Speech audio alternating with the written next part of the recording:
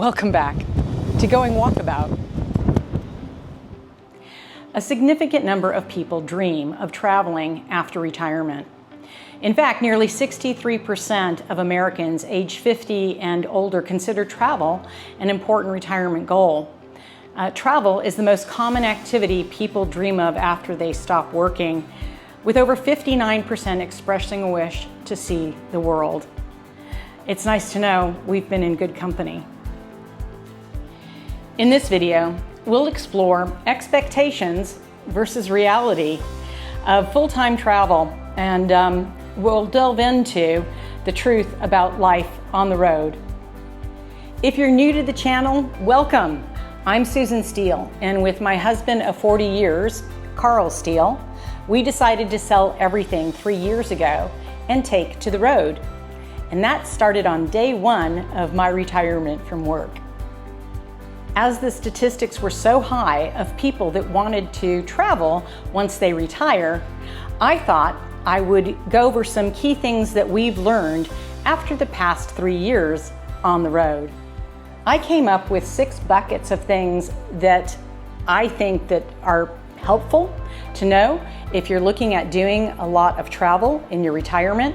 But please, if you have more ideas, please put them in the comments below. Everybody loves to read everybody else's feedback, so I'd love to hear from you on that count. I actually did a little survey to find out where people were in their thoughts on retirement. And you can see here that most people feel like what they want when they go to travel is to see new places, learn new languages, and kind of have an adventure around every corner. And as that's the most popular one, that'll be our number 6 that we'll cover.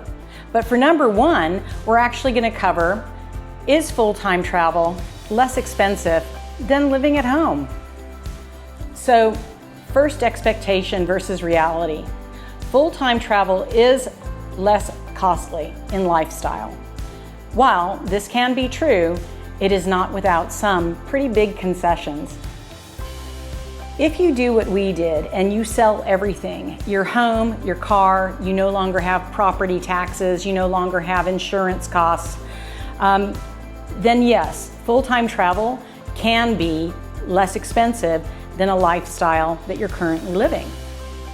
However, if you try to keep those things and travel full-time, I think you're going to find that it's a very costly endeavor. I've actually done several videos on this subject and recently did one on a cost comparison of us living here in the United States for 3 months and living here in Mexico for 3 months. I'm actually in Mexico right now. And you can view that in this video here, and that's our actual numbers of what it would cost. There is a pretty big savings. I've said this before, but I'll say it again. Worldwide inflation is everywhere, which means the cost of everything is high. We have found that we are able to get accommodation pretty much anywhere for around $3,000 a month, and that would be commiserate to what we were used to in the United States. We have found that groceries might go up a little bit or down a little bit, depending on if you're in Turkey or Italy or France or Mexico, but they're not that divergent. So you can count on, at least for us, we spend about $1,000 a month on groceries. So the reality here is that we're not saving any money, but we're not spending more than we normally would. And we're getting an opportunity to see the world, see amazing things, and visit with people from other cultures and learn their daily routines in their life. Thus far, we believe that so far what we've been paying is in line with what we imagined or our budgeting that we had kind of thought of before we turned to this endeavor 3 years ago. The one thing that we do think is important is to stay on top of global situations and events, because that does change a lot of what you may be paying in different places.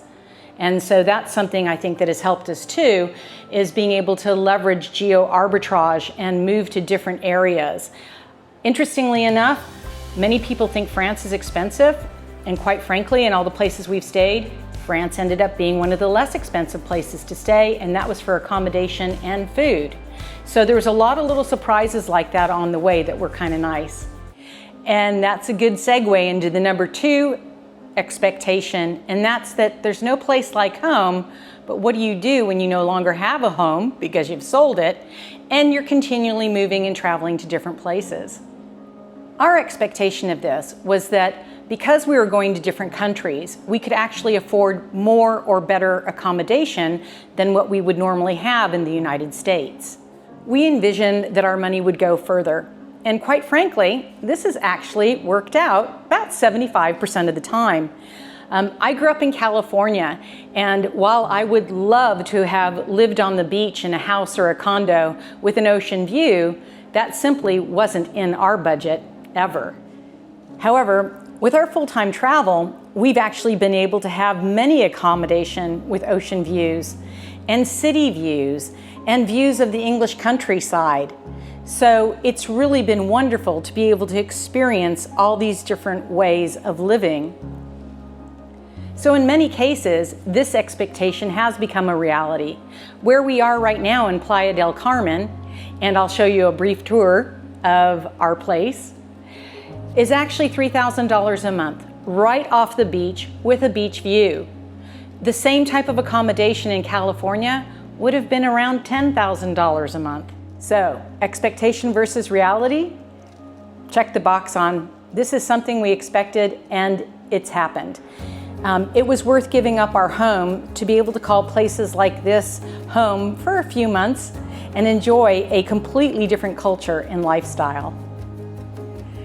At number 3, we have daily life and routine.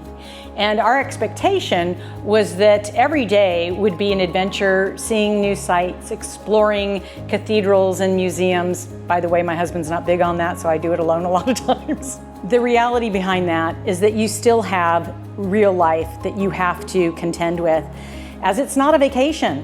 This is your life, traveling full time. So you need to go grocery shopping, pay bills, maybe go to the doctor or the dentist.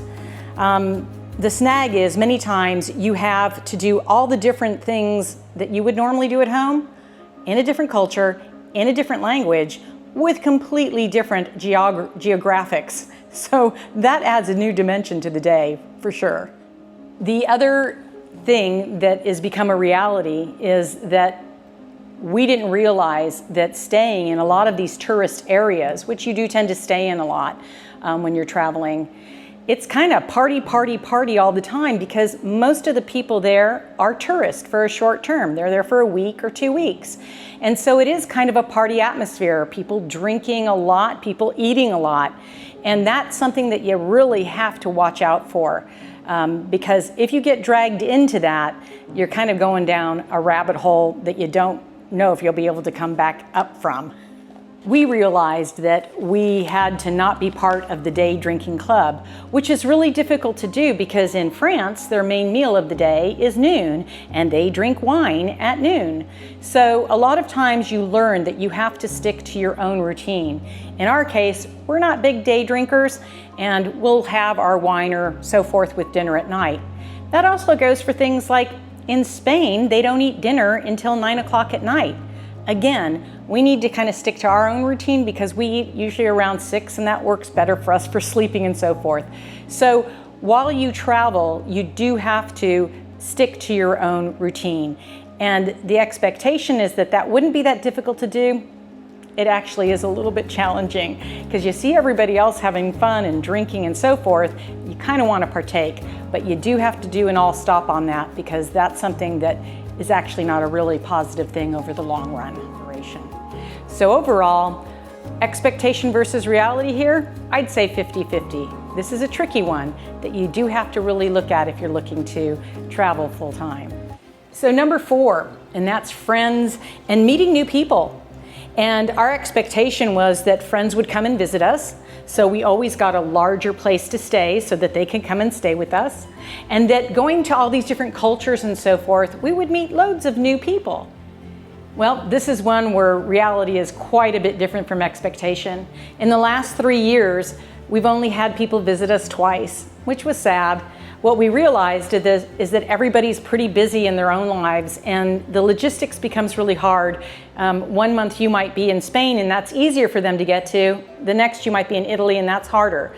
So that didn't work out too well. As far as being able to meet more local people, I think it would be possible if you could join more clubs and things in an area or community. But even then, you need to be in a community for 2 to 3 months, and most of the times we're in a place for a month or two. The other thing I have found is that I tried to take language classes and things like that, and many times our schedule doesn't coincide with when those things start. Lastly, we travel off-season a lot of times, in which cases a lot of those groups and things of that nature aren't spun up at that time. So sadly enough, haven't met anywhere near as many people as what we were hoping to. It's funny, what we realized is that in our younger days, we would meet people because we would go to bars or cafes. And as we've gotten older, we're just not as excited about going to those venues all the time to try to meet people. So this is one where our expectation, sadly, was very different from the reality. And if you're okay with that, that's important, because that is a big learning that I've heard from many other people that travel full-time, that they've been disappointed as they have not had the interactions that they thought they were maybe going to have in the world of full-time travel. At number 5, we have health and fitness, and that full-time travel would keep us fit in mind and body. And this has one that has met our expectation, and in some cases exceeded it. The reality is that we get daily exercise. We don't usually have a car in most places that we live, and so every day we're getting exercise going to the grocery store, and then many places have beautiful walking paths, and to obviously see different things, you need to walk there. So in that regard, we're getting a lot of exercise every day, which is wonderful. The other thing that we've noticed is that we've been in countries that have amazing produce, France, Spain, Italy, and here in Mexico. And the other thing those countries have is they do not sell processed foods in their grocery stores. So we had friends that stayed with us, and normally they don't eat pasta, but they were able to eat pasta where we are here in Mexico. They get all their pasta from Italy. And again, they didn't put on any weight eating pasta almost every night with us. So the non-processed foods have been huge in help to keep our diet in control. The dentist is so inexpensive here, and they're so easy to make appointments and get in to see.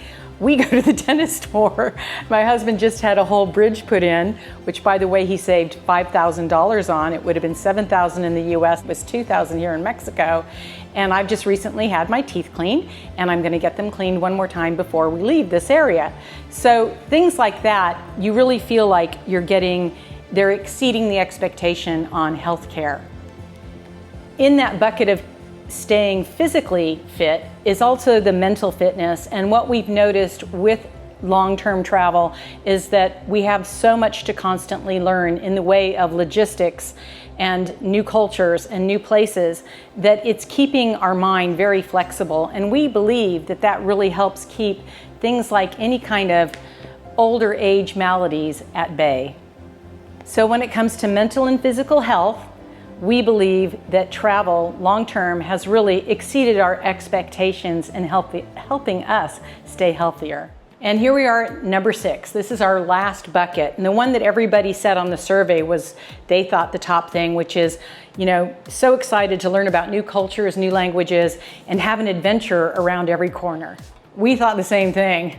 We thought that living in new cultures would be invigorating and fun.